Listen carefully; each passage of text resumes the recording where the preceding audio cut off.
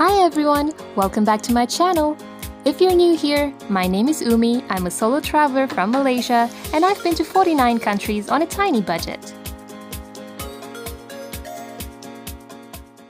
Last week I posted a video of my trip to Paris in 2013 and most of you wanted to know how I managed to travel for 2 weeks around Europe without spending any money on accommodation. That's right, I didn't spend a single cent on accommodation, and that's not the only time I've done this. I've also stayed for free in Australia, New Zealand, India, Taiwan, and in many other countries in Asia, Europe, and Africa. How did I do it? In this video, I'm going to share with you my secret. We'll start from the very beginning. I started traveling solo in 2010 at the age of 21. In 2011, I traveled abroad every month. Now, when people know how much I travel, the most common reaction I get is, "Oh, you must be rich." Well, let me tell you this, I am not rich. In 2011, I only earned 1,000 Malaysian ringgit per month. And that's only about $242 US. But I had such an overwhelming desire to travel that I didn't care. When I could afford staying in a hostel, I would stay in one.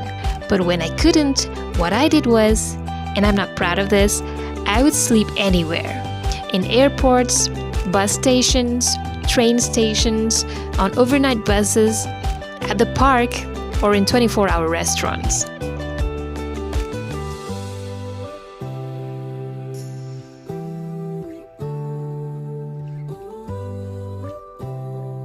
That was before I discovered the secret that allowed me to get free accommodation wherever I went. By now, I'm pretty sure that you can't wait to find out what this secret is. Well, that secret is Couchsurfing. For those of you who have never heard of the name before, Couchsurfing is an online platform like Airbnb where you get to stay at other people's houses, rooms, or apartments. But on Couchsurfing, you get to do it for free. You must be wondering, is it really free? You don't have to pay anything at all? But nothing comes free these days. Why would anyone want to let you stay at their houses for free?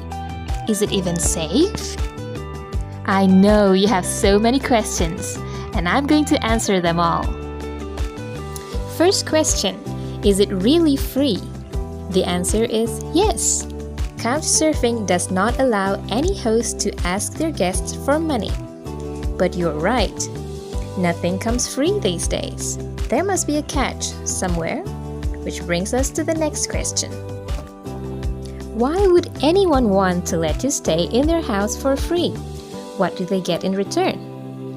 Well, you see, Couchsurfing is not only about free accommodation. The real purpose of Couchsurfing is to encourage cultural exchange and friendships between the hosts and the guests. Imagine that you have a friend from another country and they said that they're coming over to visit your country. Wouldn't you want to invite them to your home and introduce them to your culture? The world is so full of hatred and racism these days that sometimes it's easy to forget that there are still so many people out there who simply want to spread kindness, regardless of your nationality or skin color. Some Couchsurfing hosts are people who are less privileged and never had the chance to travel the world. Hosting travelers is the only way for them to meet people from other countries and learn about their cultures. Some Couchsurfing hosts are travelers themselves who might have received kindness during their travels, and now they want to pay it forward. In Couchsurfing, there is no rule that says that you have to do anything for your host. But if you want to show your appreciation, you could do things like bringing them gifts, cooking for them, helping out around the house, or teaching them your language. It's totally up to you. Now the third and most important question, is it safe? I know that this is the biggest concern, especially for women who travel alone. Well, if you're booking a hotel or Airbnb, how do you make sure that it is safe? You read the description and people's reviews. It works the same way on Couchsurfing. You can read the host's profiles and reference written by previous guests. If you're a woman traveling alone and you don't feel comfortable staying with a man, you can narrow down your options. You can choose to stay with female hosts, couples, or families.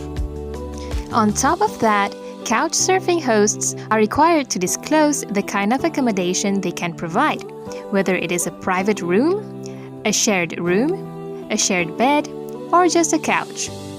You can choose whichever suits your needs and preferences.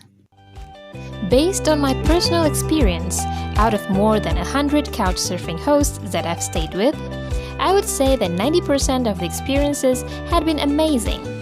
The other 9% was okay, in which I got a place to stay but didn't really get to connect or spend time with my hosts, and only once or twice that I had a rather awkward experience. Both times it involved men who got the wrong idea.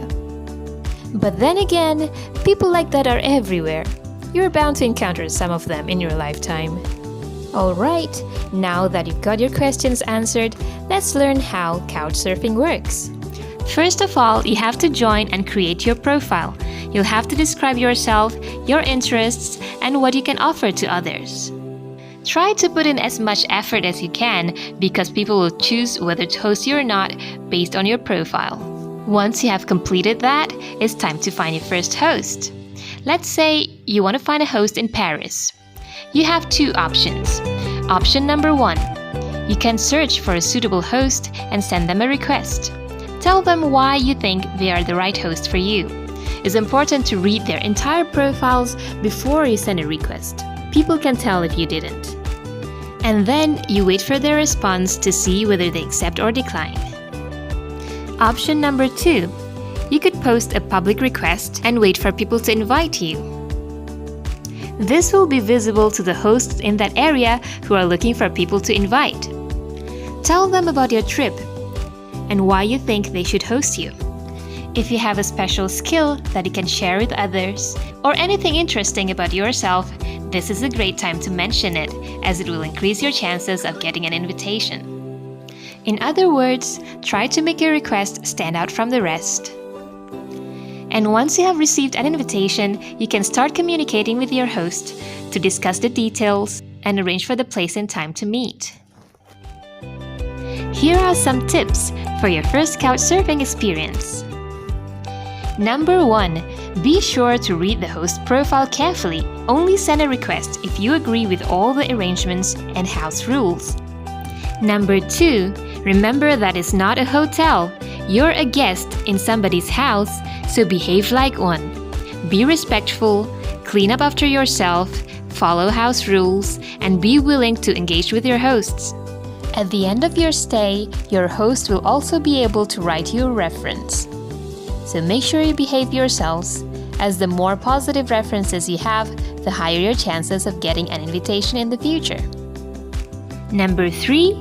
Keep in mind that hosts are not obligated to provide anything more than a couch to crash on unless they specify otherwise. So please don't expect them to feed you or show you around. Bring your own food, toiletries, towels, or anything else you might need. Number 4, remember that they also have their own lives. Respect their time.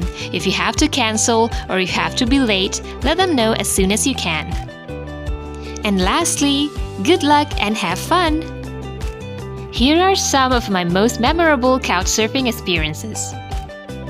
In Sydney, Australia, I stayed with an Aborigine in his camper van and we traveled around the Blue Mountains for 2 days to see kangaroos in the wild.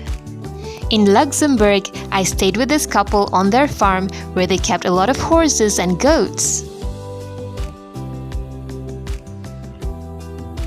In Lithuania, I was welcomed into a mansion where they prepared a feast for me for dinner. Over the years, Couchsurfing has been responsible for introducing me to so many amazing people and made my travels a lot more meaningful. Through Couchsurfing, I gained so much knowledge and experience that I would never have had if I had stayed in hotels.